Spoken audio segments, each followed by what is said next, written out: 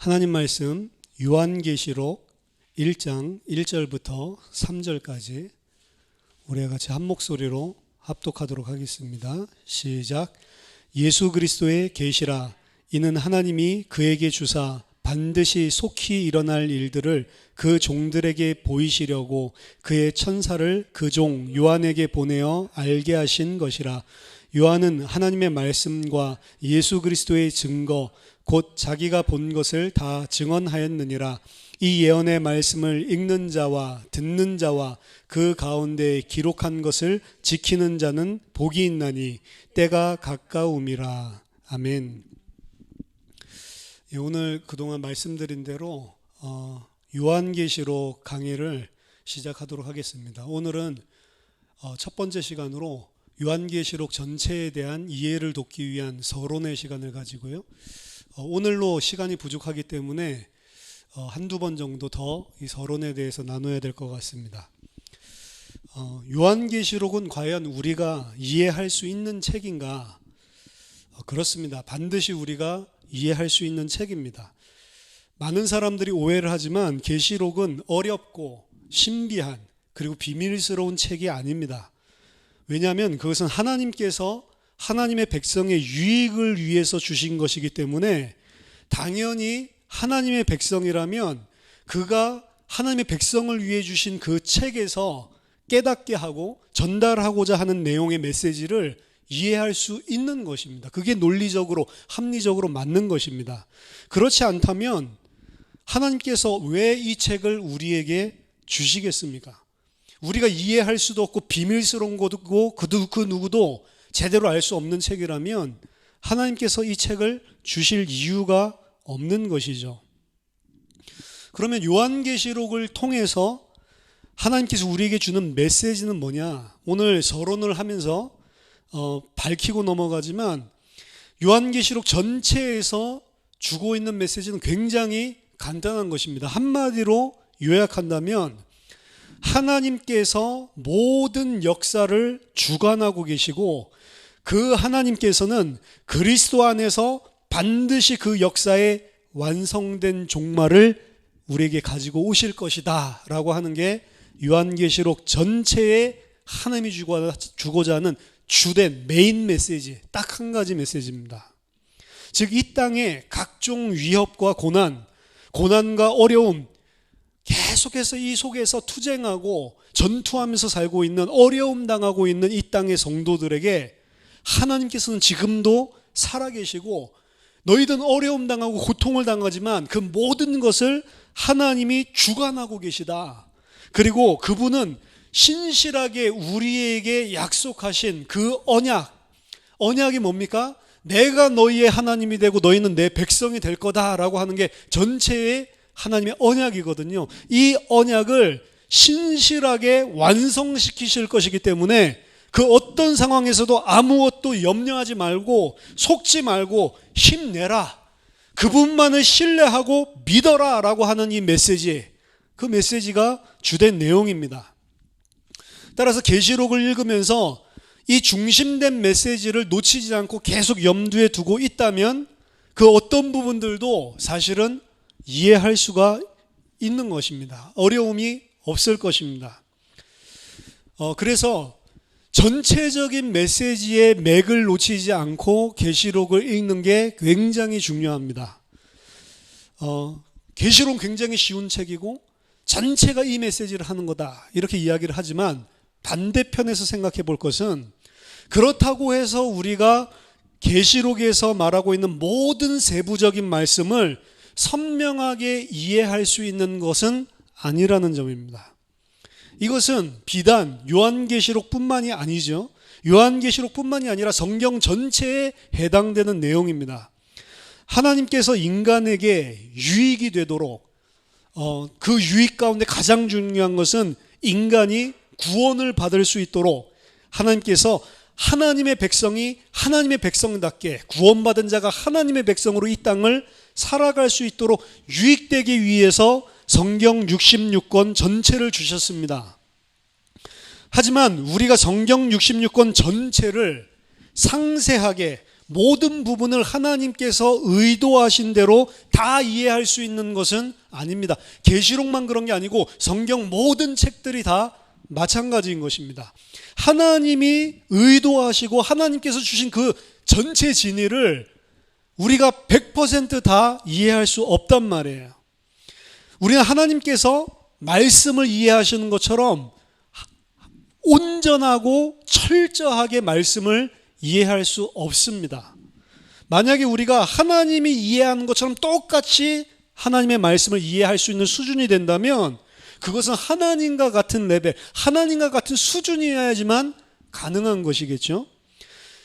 따라서 우리의 수준과 똑같은 하나님, 그래서 그분의 말씀을 우리가 하나님과 똑같은 철저하게 하나님께서 이해하는 수준으로 이해할 수 있다라고 한다면 그 하나님은 우리가 굳이 의존하고 믿어야 될 그런 존재가 아니라 우리랑 동급인 분이란 말이에요. 따라서 정말로 우리가 의지해야 되고 우리가 믿어야 되는 무한하신 하나님이라고 한다면 유한한 인간의 수준에서 이해 불가능한 부분이 당연히 존재한다는 겁니다. 불가해성, 인간이 이해하지 못하는 영역이 성경 안에 반드시 존재한다는 것입니다.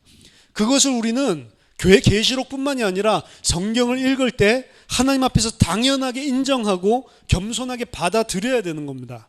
그게 성경 말씀을 읽는 모든 주석자들 그리고 모든 하나님의 백성의 당연히 취해야 되는 태도란 말이에요.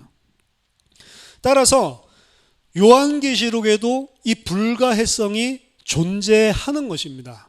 하나님께서 의도하신 것을 100% 상세하게 다 우리가 알 수 없는 영역이 존재한다라는 것을 인정해야 됩니다. 아무리 그 어떤 주석가가 나오고 요한계시록을 잘 풀어준다 하더라도 우리가 이해하지 못하는 영역이 당연히 존재한단 말이에요. 그래서 이 불가해성의 존재라고 하는 이 전제를 우리는 당연히 인정을 해야 됩니다. 그럼에도 불구하고 성경 전체, 요한계시록을 포함해서입니다. 성경은 우리에게 유익이 되도록 주셨기 때문에 충분히 우리가 필요한 부분을 이해할 수 있다라고 여러분들 기억해야만 합니다. 디모데후서 3장 16절에서 17절에 모든 성경은 하나님의 감동으로 된 것으로 교훈과 책망과 바르게 함과 의로 교육하기에 유익하니 이는 하나님의 사람으로 온전하게 하며 모든 선한 일을 행할 능력을 갖추게 하려 함이라. 계시록을 포함한 모든 성경 66권은 하나님의 사람들에게 실제적인 유익을 줄 수 있는 말씀이라는 겁니다. 따라서 성경은 우리를 책망하고 바르게 하고 의로 교육을 시켜서 온전하게 하고 하나님이 원하시는 모든 선한 일을 수행할 수 있는 능력을 갖추게 하는 말씀인 것입니다. 따라서 계시록도 절대로 오늘 말하는 이 성경 말씀의 기본적인 왜 우리에게 주셨는지 이 하나님이 주신 성경을 주신 목적에서 배제된 책이 아니라는 것이죠. 디모데후서 4장 3절에서 바울은 말세에 많은 사람들이 귀가 가려워서 자기의 사욕을 좇을 스승을 많이 두게 될 것이다 라고 이야기를 합니다. 사람들은 자신의 가려운 길을 긁어줄 교사를 원하게 되고 그들을 찾아다닙니다. 하지만 하나님께서 우리에게 계시록을 주신 이유는 우리의 가려운 길을 긁어주려고 하는 것이 아니고 성도들의 심령을 굳건하게 해서 끝까지 믿음을 가지고 하나님을 신뢰하고 싸워서 이기고 반드시 하나님께서는 그 성도들에게 신실하게 언약을 지키신다는, 신실하게 그 언약을 완성시키신다는 격려를 하고 있는 메시지란 말이에요. 따라서 계시록은 우리에게 유익을 주도록 하나님께서 주신 말씀이고 그 하나님의 의도를 충실하게 수행할 수 있는 말씀이기 때문에 우리가 하나님의 백성이 맞다면 하나님이 말씀 주신 그 의도와 목적 그대로 이 말씀을 충분하게 이해할 수 있는 것입니다. 하지만 계시록을 우리 가려운 우리 귀를 긁어줄 요량으로 우리 생각과 우리 수준에 끼워 맞춰서 계속 그걸 풀어낸다면 이것이 진짜 주고자 하는 원래 목적을 상실하게 된단 말이에요. 그런 식으로 계시록을 푸는 사람들이 너무나 많다라는 것입니다. 이 점을 계시록 자체도 분명히 하고 있습니다. 하나님의 백성은 반드시 이해할 수 있다는 것을 오늘 서론에서 1장 1절 3절에서 밝히고 있단 말이에요. 계시록 1장 1절입니다. 예수 그리스도의 계시라. 이게 첫 번째 문장이죠. 예수 그리스도의 계시다라고 서두부터 이야기를 하고 있는 겁니다. 계시록은 예수 그리스도의 계시인데, 계시라는 말 자체가 바로 감추인 것을 드러내다, 베일을 걷어낸다라는 의미입니다. 계시록은 우리에게 하나님께서 전하시고자 하는 메시지를 드러내기 위해서 준 것이지 감추기 위해서 준 것이 아니라는 것입니다. 그 아래도 나오죠. 이는 하나님이 그에게 주사 반드시 속히 일어날 일들을 그 종들에게 보이시려고 그의 천사를 그 종 요한에게 보내어 알게 하신 것이다. 하나님께서 요한에게 이 계시를 주신 것은 요한으로 하여금 그 계시, 하나님께서 전할 메시지를 알려주시기 위한 것이고, 요한뿐만이 아니고 하나님의 종들, 하나님의 백성들, 하나님의 성도들에게 보여주시기 위해서 주신 거라니까요. 그런데 이 말을 이해할 수 없다, 아무나 이해할 수 있는 게 아니다, 누군가가 풀어줘야 된다, 틀린 것이라는 거예요. 누구든지 하나님의 백성이면 이해할 수 있도록 보여주시기 위해서 우리에게 주신 책이라니까요. 따라서 요한이 하나님께서 그에게 천사들을 통해 주신 메시지를 알게 됐을 뿐만 아니라 궁극적으로 하나님의 종들 또한 계시록을 통해 하나님께서 그의 백성에게 주고자 하시는 그 메시지를 알게 되어 있는 것입니다. 따라서 계시록은 요한이라는 사도뿐만 아니라 성경을 평생 연구하는 신학자, 성경학자뿐만이 아니라 모든 하나님의 종들, 하나님의 백성들이 당연히 알고 이해할 수 있는 책이라는 것입니다. 1장 3절에 이 예언의 말씀을 읽는 자와 듣는 자와 그 가운데 기록한 것을 지키는 자는 복이 있나니, 하나님은 다시 이 책을 이해할 수 있을까 없을까 어렵다라고 주저하고 있는 그의 백성들을 격려하고 계십니다. 이 말씀을 읽는 자, 듣는 자, 지키는 자는 복이 있다. 그 가운데 기록된 것을 지킨다는 말은 영어로 보면, 영어 성경에는 뭐라고 되어 있냐면 take to heart what is written. 그 기록된 것을 마음에 두는 자라는 의미입니다. 읽고, 그리고 거기에 있는 것을 듣고, 그리고 그 기록된 것을 마음에 두는 자는 복이 있다. 성경 66권의 모든 책들 가운데, 66권의 책들 가운데 단순하게 읽는 것만으로 복이 약속된 책은 요한계시록밖에 없습니다. 다른 책은 읽는 것 자체 때문에 복을 준다는 표현이 없어요. 근데 계시록은 읽는 자, 그리고 듣는 자, 그리고 그것을 마음에 두는 자는 복이 있다라고 이야기를 합니다. 그러니까 어떻게 보면 가장 최고의 축복된 책이죠. 여러분들이 이해를 하나님이 하시는 것처럼 100% 다 할 수 없다 하더라도 이 책을 읽는 자가 복이 있다라고 했어요. 그렇기 때문에 여러분들이 계시록을 이번 강의를 하는 동안에 시간 나는 대로, 틈나는 대로 전체 세부적인 것들을 일단 이해하려고 하지 말고 읽으시기 바랍니다. 읽는 자가 복이 있다라고 하잖아요. 물론 그 뒤에 연속되어 나오듯이 단순히 읽는 것뿐만이 아니죠. 그 말씀을 듣는 자, 말씀을 듣는다라고 하는 것은 그냥 청각적으로 듣는다라는 것이 아니라 순종이 포함된 단어입니다. 그리고 그 말씀을 마음에 두는 자, 우리나라 성경에서는 그 말씀을 지키는 자라고 되어 있죠. 똑같이 순종을 이야기하는 것입니다. 그래서 단순하게 읽는 것이 아니고 그 말씀을 순종하는 자는 복이 있다라는 의미입니다. 따라서 이 말씀을 읽음으로 하나님의 뜻을 알게 된 하나님의 백성은 단순히 지식적으로 그 말씀을 알 뿐만 아니라 그 말씀을 순종하는 데까지 나아가는 것입니다. 그 자가 복이 있다라고 하는 것이죠.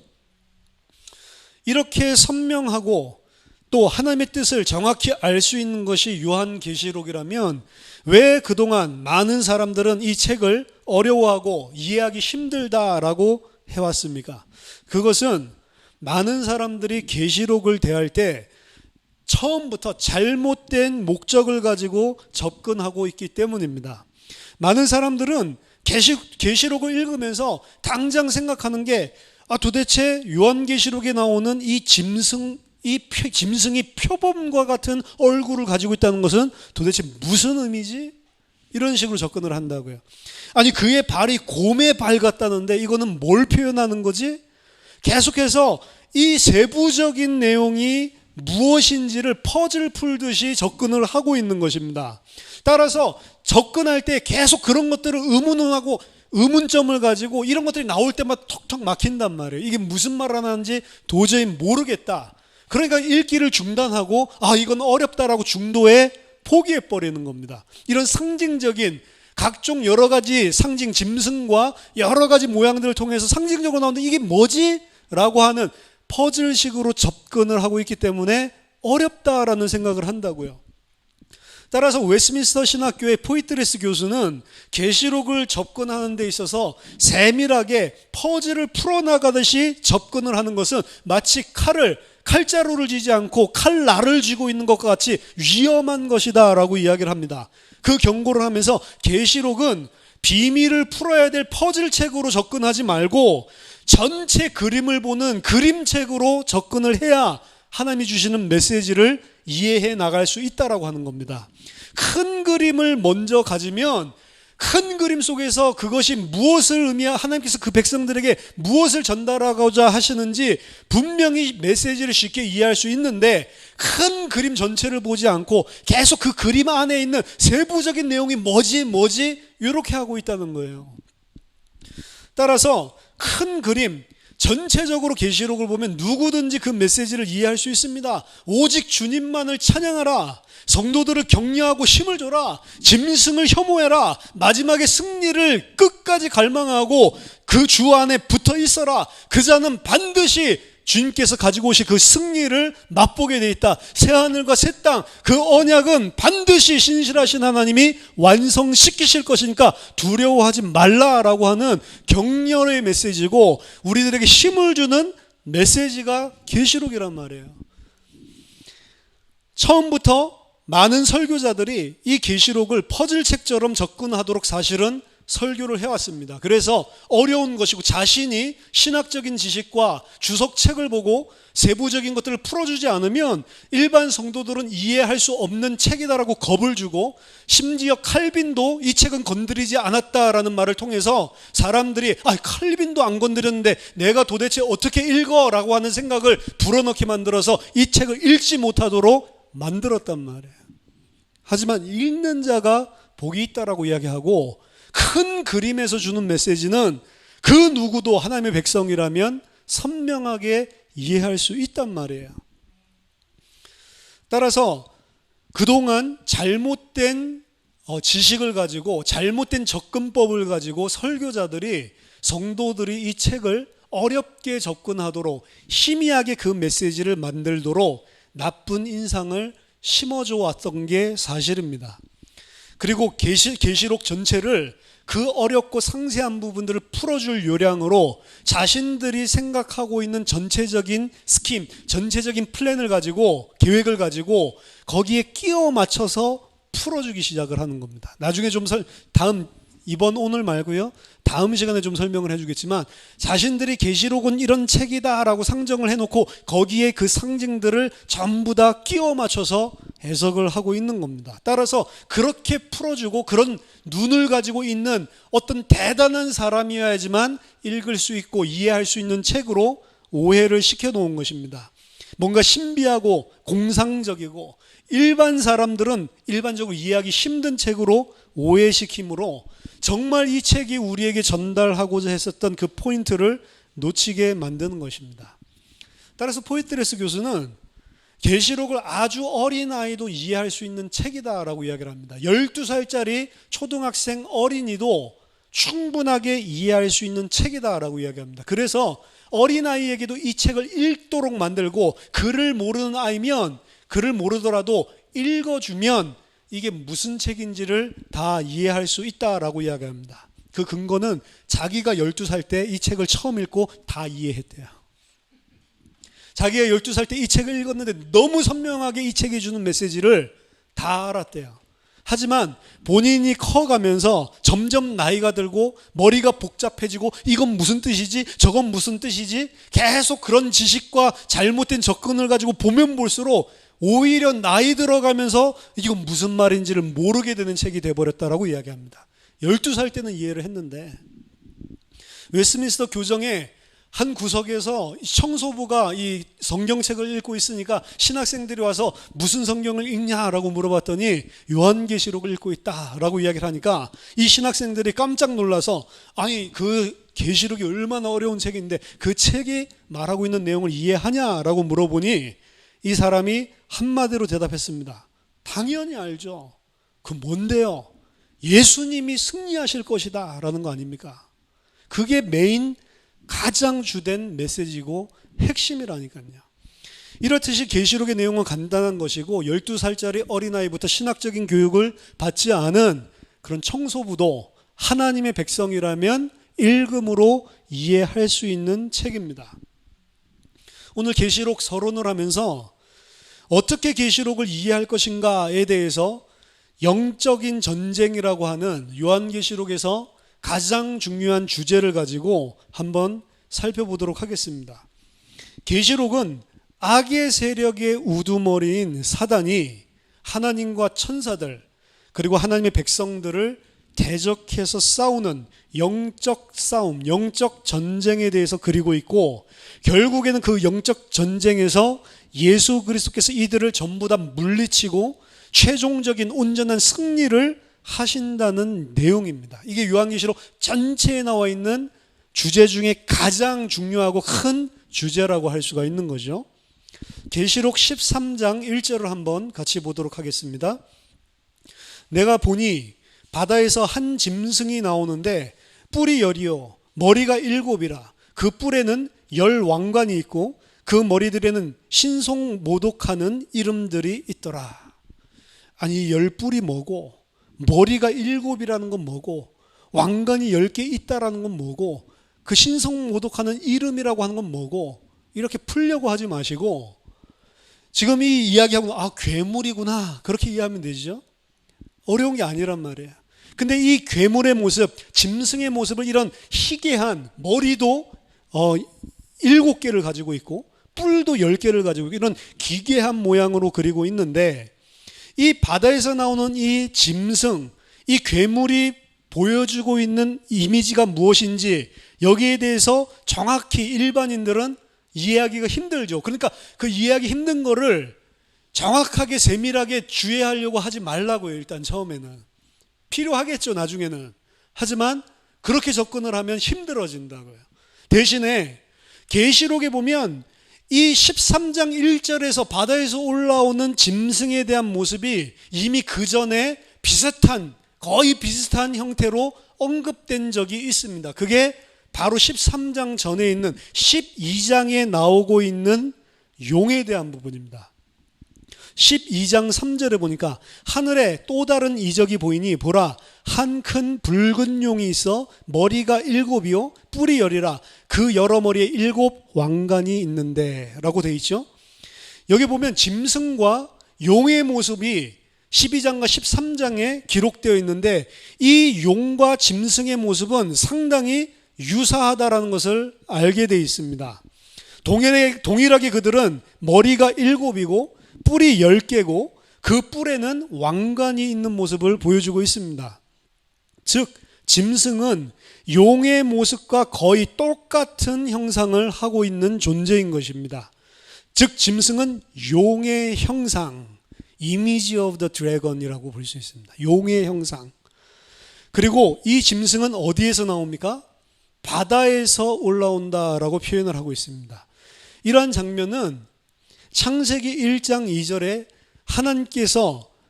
하나님의 신이 수면을 운행하시면서 하나님이 창조하시는 과정을 상기시키는 것입니다. 바다로부터 한 존재가 올라오는데 용의 형상을 닮은 짐승이 올라오는 것을 보여주는 것입니다. 창세기 1장에 하나님께서 창조를 하시는데 하나님의 신이 그 수면에 운행하시고 그 바다를 가르시고 그 땅에 하나님의 형상을 가진 인간을 창조하는 것과 비슷한 부분이죠.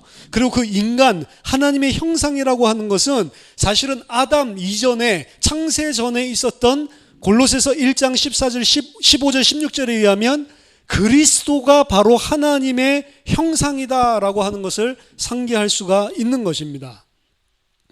따라서 용은 누굽니까? 계시록 12장 9절에 분명히 밝히고 있죠. 사단이라고도 하고 마귀라고도 하는 온 천하를 속이는 자가 바로 계시록 12장 3절에 나와 있는 용입니다. 그 용, 사단은 창조주 하나님을 모방하고 있는 것이고요.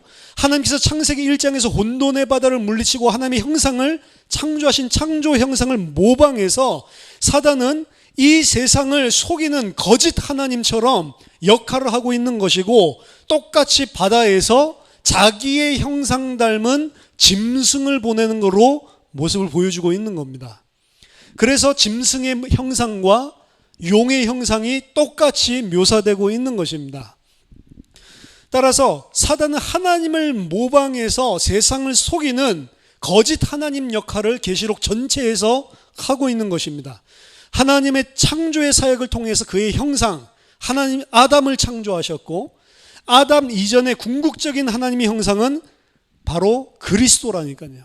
그래서 아담 이전에 있었던 그 그리스도, 하나님의 형상을 대치하고 있는 게 바로 짐승이다라고 볼 수 있는 겁니다.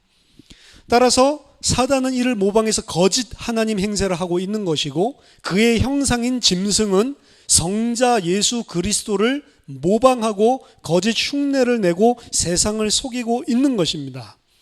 그리고 용은 하나님을 모방한 거짓 하나님, 그리고 짐승은 그리스도를 모방한 거짓 그리스도, 성부 성자 하나님을 모방하는 것을 표현하고 있는 거예요. 비슷하지만 진짜가 아니라는 것이죠. 하나님께서 계획을 가지고 계시고 그 계획을 그리스도께서 다 실행하시고 이루셨습니다. 똑같이 용 또한 성부 하나님의 자리를 거짓으로 차지하고 있기 때문에 계획을 가지고 있고요. 그 계획을 구체적으로 실행하는 자가 누구냐? 짐승인 것입니다. 이 개념을 가지고 계시록 13장 2절에서 4절을 보세요. 내가 본 짐승은 표범과 비슷하고 그 발은 곰의 발 같고 그 입은 사자의 입 같은데 용이 자기의 능력과 보좌와 큰 권세를 그에게 주었더라.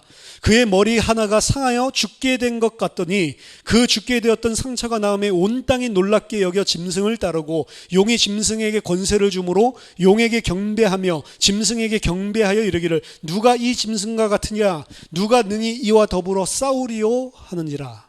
그렇죠? 성부와 성자 하나님을 그대로 모방하고 있는 존재입니다. 그러면 성령 하나님을 모방하고 있는 거짓 성령은 없습니까? 같은 장 13장 11절부터 15절까지를 보십시오.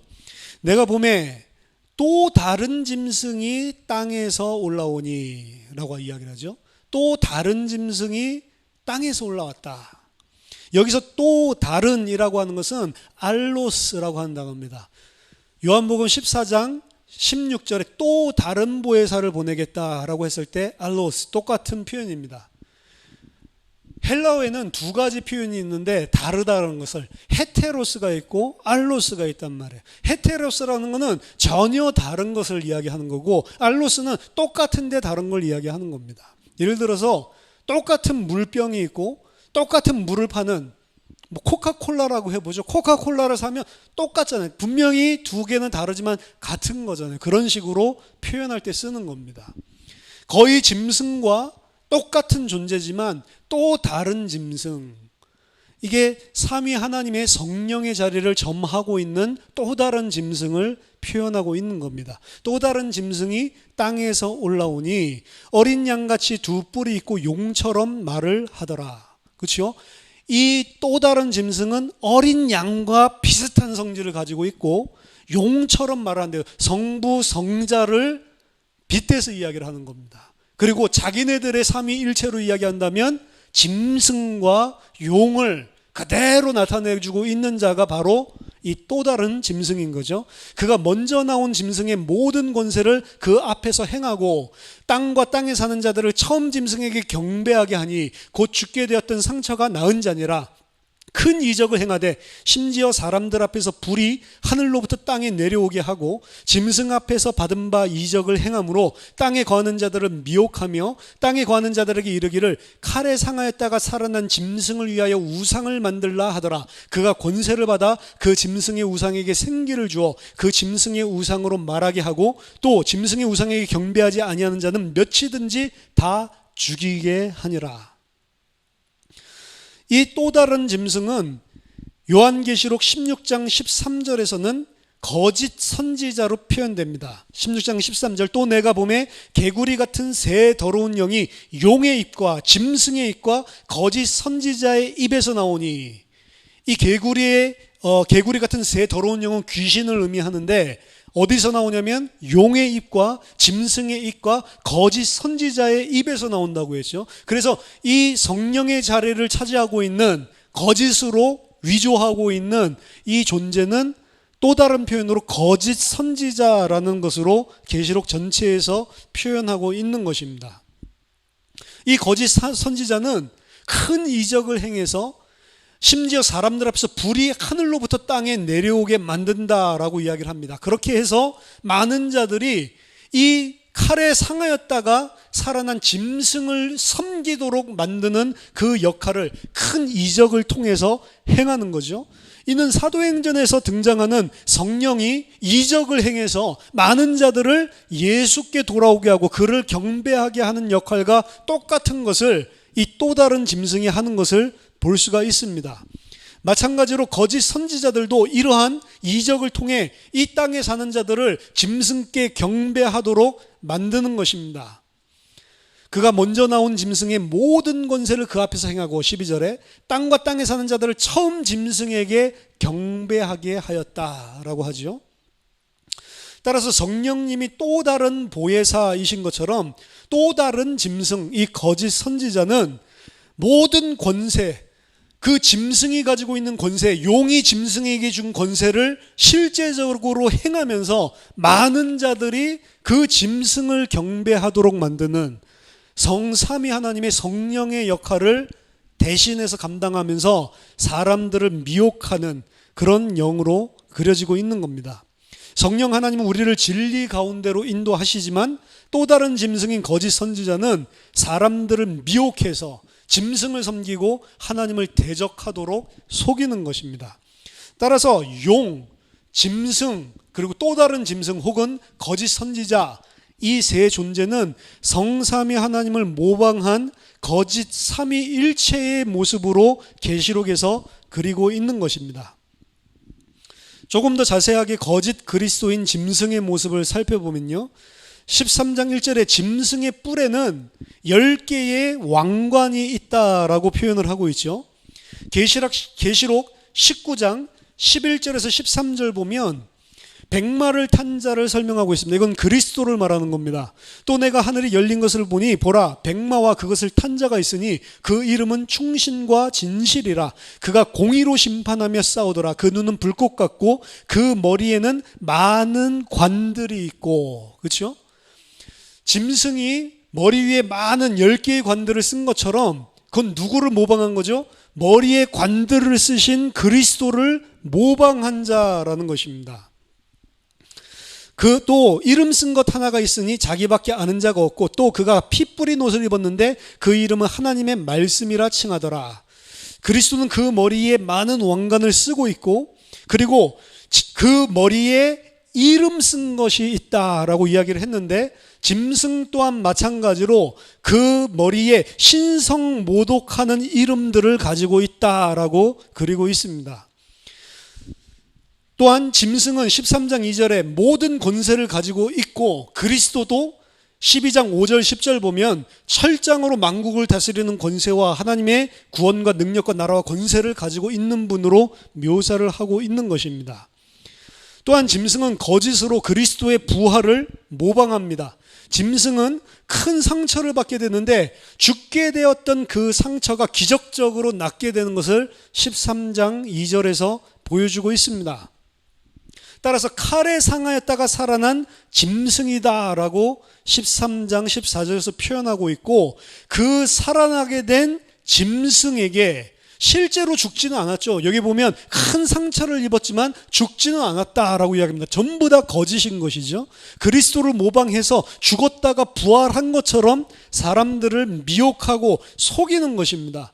따라서 사람들은 그가 죽었다가 살아난 그 그리스도인 줄 알고 많은 자들이 미혹되어 그 자를 그리스도처럼 하나님처럼 섬기게 되는 것이 부활의 이적을 통해서 나타나게 됩니다. 이러한 경배는 부활하신 그리스도께서만 받으시는 경배인데, 그와 같은 모방의 행위로 거짓 것으로 이 짐승과 그리고 용이 하나님과 그 성부 하나님께 돌아가야 될, 성자 하나님께 돌아가야 될 영광을, 경배를 가로채고 있는 것입니다. 특히 그를 찬양하는 내용 가운데 13장 4절에 누가 이 짐승과 같으냐, 누가 능히 이와 더불어 싸우리요 라는 찬양을 하고 있습니다. 이 찬양은 출애굽 당시, 출애굽 15장 11절에 여호와여 신중에 주와 같은 자가 누구십니까? 주와 같이 영광스러우며 찬송할 만한 위엄이 있으며 기이한 일을 행하는 자가 누구입니까? 라고 찬양하는 그 내용과 동일한 내용입니다.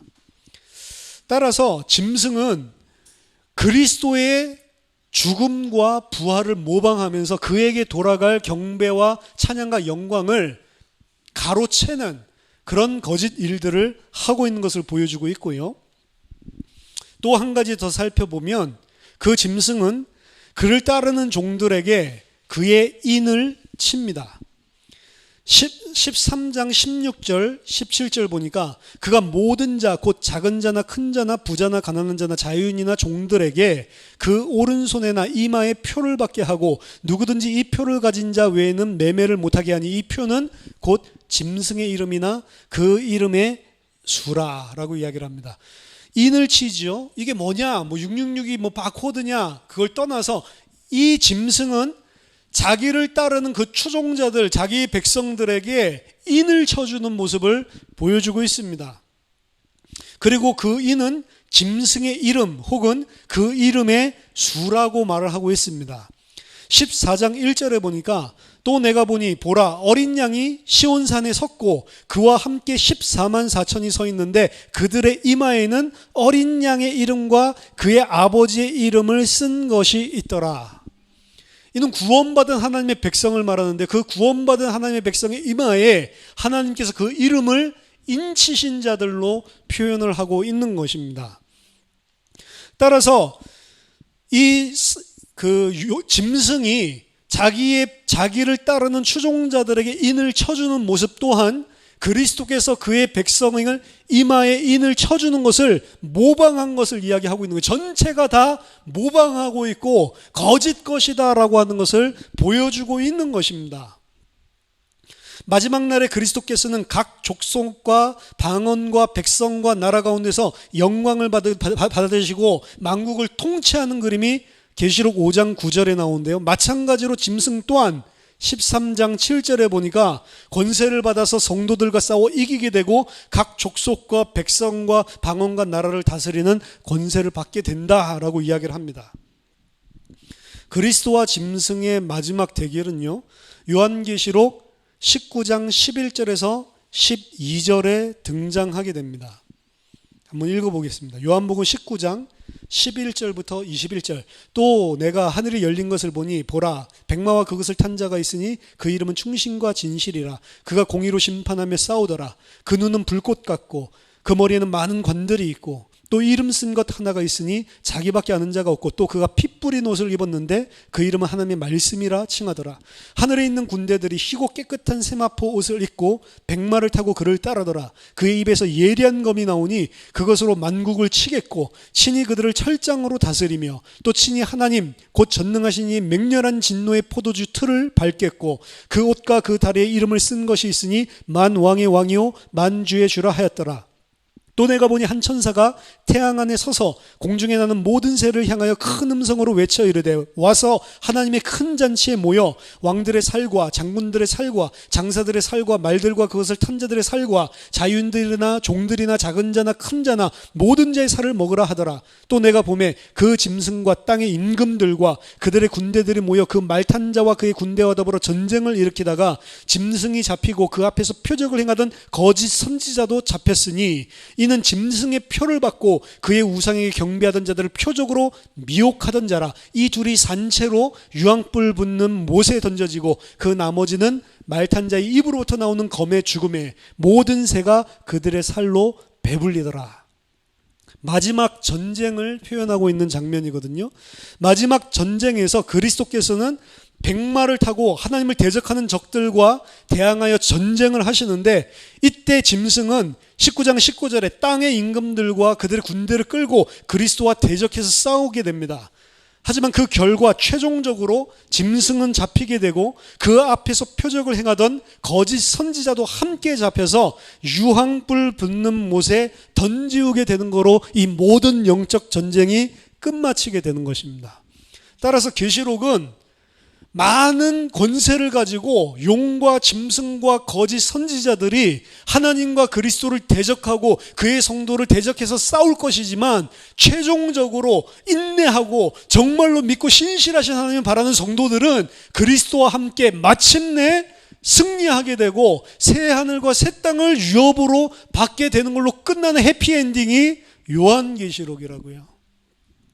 디테일한 내용들을 알 필요 없이 전체적으로 이 큰 그림만 가지고 있어도 그리스도 안에 있는 자들이 어떻게 승리하는지 격려하고, 아무리 힘들어도 인내하고 참아라, 그날이 속히 올 것이다 라고 하는 것을 주는 메시지란 것을 읽어보면 알게 돼 있는 게 요한계시록이라고요. 이걸 가지고 엉뚱하게 풀거나 엉뚱한 의미를 부여해서 이거는 뭘 의미하는 거지 저거는 뭘 의미하는 거지, 그렇게 처음부터 접근을 하기 때문에, 물론 상세하게 주의를 하면서 그런 부분들이 필요하겠지만 그쪽으로 너무 우리가 깊이 있게 관심을 가지고 있기 때문에 잘 못 본다는 것입니다. 다음 시간에 좀 더 이야기를 하겠지만 이 계시록은 어느 날에 일어날 특별한 일을 말한 게 아닙니다. 만약 그렇다고 한다면 예를 들어서 AD 1000년 중세시대 때 살고 있었던 사람에게는 그리스도 이 요한계시록이 별 필요가 없는 말씀이잖아요. 먼 훗날에 있는 거라면. 오늘날 우리 때 어떤 짐승이 일어날까, 짐승은 교황이야 뭐 이런 이야기를 하는데요. 만약에 오늘날에 어떤, 그리고 지금이 아니더라도 뭐 200년 뒤나 300년 뒤에 어떤 이런 짐승이 일어나서 할 것만을 이야기하고 있는 책이라고 한다면 우리한테는 별 소용이 없는 책이잖아요. 근데 그러지 않습니다. 이 책은 1세기에 있었던 요한과 1세기 초대 교인들 뿐만 아니라 중세 1000년을 살아가고 있었던 중세교회 시대 때 살고 있었던 하나님의 백성들, 종교개혁이 일어났을 때 그때 하나님의 백성에게 줬었던 메시지이기도 하고, 또한 우리에게도 동일하게 주고 있는 메시지라고. 그러니까 특별한 어떤 시대에 대한 예언이다라고 이야기를 하면 잘못 접근을 하고 우리에게 주신 메시지라고 봐야 돼요. 그러면 우리에게 주는 메시지라고 보고 지금 이 시대 2017년 오늘 6월 14일입니까? 오늘 우리에게 주는 메시지라고 본다면 도대체 오늘날의 용은 누구고, 용은 사단 분명히 나와 있는데 짐승은 무엇이고 거짓 선지자는 뭐냔 말이에요. 용과 짐승과 거짓 선지자는 그리스도를 모방하고 성부 하나님을 모방하고 성령 하나님을 모방해서 세상 사람들로 하여금 거짓 그리스도를 경배하게 하고 거짓 하나님을 찬양하게 하고 거짓된 것으로 하나님을 대적하게 만드는 그 일을 지금 오늘날 지금 이 시간에 하고 있다고요. 다른 특별한 어떤 날에 하는 것이 아니고, 13장에서 보세요. 다시 13장으로 돌아가서 그가 먼저 나온 짐승의 모든 권세를 그 앞에서 행하고 또 다른 짐승, 거짓 선지자에 대한 이야기입니다. 그가 먼저 나온 짐승의 모든 권세를 그 앞에서 행하고 땅과 땅에 사는 자들을 처음 짐승에게 경배하게 하니 곧 죽게 되었던 상처가 나은 자니라. 큰 이적을 행하되 심지어 사람들 앞에서 불이 하늘로부터 땅에 내려오게 하고 짐승 앞에서 받은 바 이적을 행함으로 땅에 거하는 자들을 미혹하며 땅에 거하는 자들에게 이르기를 칼에 상하였다가 살아난 짐승을 위해서 우상을 만들어라. 이 일이 오늘날 일어나고 있는 일이라니까요. 오늘날 예수 그리스도를 이야기하는 척하면서 거짓된 그리스도를 이야기하고 거짓된 그리스도를 이야기해서 최종적으로 이 사람에게 사람들을 뭘 만들게 하냐면 우상을 만들어서 우상 숭배를 하게 만든다고요. 잘 기억하시기 바랍니다. 이거는 특별한 어떤 날에 짐승 같은 존재가 나타날 때만 일어나는 게 아니고 똑같은 성경을 가지고 사람들에게 그리스도 죽었다가 살아난 자 같은 자를 설명을 해주는데 그 설명이 죽었다가 살아난 자를 이야기를 하는 게 아니란 말이에요. 이해되십니까?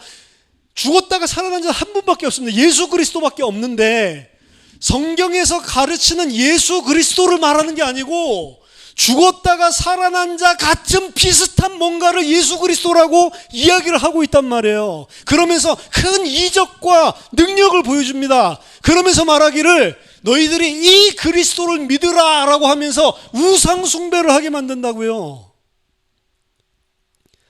성경에서 말하고 있는 정확한 복음을 알지 못하면 오늘날의 교회가 이런 일을 하고 있는 거라니까. 불신자들, 무슨 우리를 대적하는 무슨 IS라든지 이런 자들이 짐승이 아니고요. 성경을 가지고 그리스도 비슷한 이야기를 해서 그리스도 아닌 다른 거를 섬기게 만들고 있다니까요. 좀 더 확실하게 이야기를 한다면 천주교 이야기를 해볼게요. 그 사람들도 죽었다가 살아난 그분에 대해서 이야기를 합니다. 근데 천주교에서 말하는 죽었다가 살아난 그 그리스도가 성경에서 말한 그리스도 맞습니까? 아니잖아요. 천주교한테 제가 돌을 맞을지도 모르겠는데 천주교에서 말하는 똑같이 말합니다. 예수 그리스도라고 똑같은 본문 가지고 이야기를 하는데 그들이 말하고 있고 그들이 믿고 있는 예수 그리스도는 성경에서 말하는 예수 그리스도 아니란 말이에요. 그럼 뭡니까? 바다에서 올라온 짐승이란 말이에요. 그게 천주교만 그렇습니까? 조엘 오스틴이라든지 번영신학에 물든 사람들이 목사들이 성경을 가지고 갖가지 이야기를 하면서 그리스도를 이야기하고 있는데 그 그리스도가 성경에서 말하는 그리스도냔 말이에요. 아니잖아요. 그 사람도 어떻게 하게 만들죠? 육신을 따라가게 만들고 물질적인 번영과 풍요를 나에게 가져다 줄 우상 숭배하게 만들고 있다고요.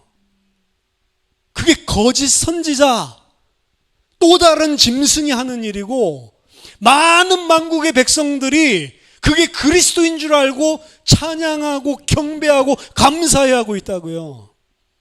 이게 먼 훗날에 일어날 대환란, 물론 그런 날이 저는 있을 거라고 생각은 합니다만 그 날에만 이야기하고 있는 게 아니고 오늘날 교회의 모든 시대, 예수 그리스도께서 완성시킨 교회 시대, 그리고 앞으로 장차 오실 때까지 모든 교회 시대에 일어날 일들을 이야기하고 있는 거라고요.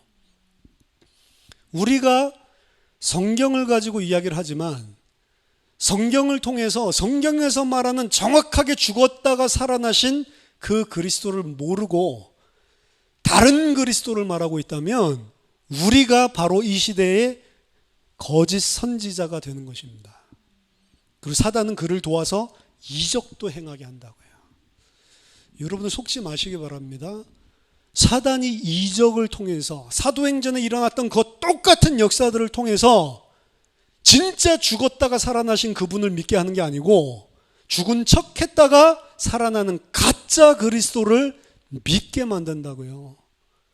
여러분들이 정말로 복음을 아시고 이 시대에 선포되어지는 홍수와 같은 말씀을 들어보세요. 이런 요소가 있는지 없는지. 이거는 우리에게 주는 말씀이고 교회 시대 전반에 걸쳐서 성취되고 있는 말씀입니다. 거기에 경계하라는 거예요. 그리고 속지 말고 우상 숭배하지 말라고 하는 겁니다. 진짜 성경에서 말하는 그리스도만을 믿으라고 하는 겁니다. 그러면 어려움을 당하고 환난을 당하겠지만 그래도 힘내라. 반드시 주님께서는 그 구원을 완성시키시고 그분께서 천하만국을 다스리고 통치하시고 너희에게 새하늘과 새 땅을 기업으로 주실 것이다. 속히 이루실 것이다. 그러니까 낙담하지 말고 믿음을 가지고 싸워라 라고 이야기하는 게 계시록의 메시지입니다. 저와 여러분들이 계시록 강해를 통해서 뭔가 특이한 정보를 얻는 것이 아니고 이 말세 시대 때 정확한 진리의 말씀을 가지고 분별을 가지고 싸워서 하나님께 영광 돌리고 하나님만을 찬양하고 그리고 그분이 오실 때 새 하늘과 새 땅을 소유하는 참된 하나님의 백성으로 인내하고 믿음의 싸움을 싸워서 승리하게 되기를 예수 그리스도 이름으로 축원합니다. 기도하겠습니다. 하나님 감사합니다. 마지막 때를 살아가고 있는 저희들에게 한 계시록의 말씀을 통해서 다시 한번 믿음과 용기와 힘을 주시고 어떠한 비진리에도 타협하지 않고 하나님의 깨끗한 신부로 믿음의 싸움을 인내하며 싸우는 참 하나님의 백성, 믿음의 사람들 다 될 수 있도록 은혜를 베풀어 주시옵소서. 살아계신 주 예수 그리스도 이름으로 기도하옵나이다.